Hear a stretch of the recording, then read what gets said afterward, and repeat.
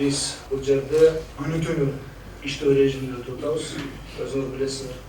Ошондуктан региондордогу болгон маалыматтарды коронавируска тиешелүү кандай маалыматтар болуп атат? Ар бир 2 саатта же 3 саатта жеткирип турган аргумент болот.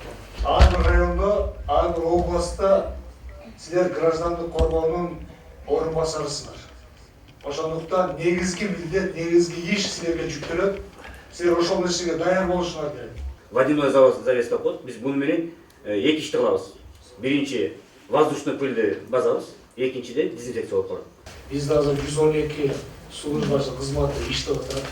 Ал жерде биздин сотрудниктерибиз ар түрдүү чалууларга, мына кече бүгүндөн баштап көп чалуулар болуп, ошол чалууларга кандай жооп бериш керек, кандай кеңеш бериш керек, ошолордун баардыгын түшүндүрүшүбүз керек.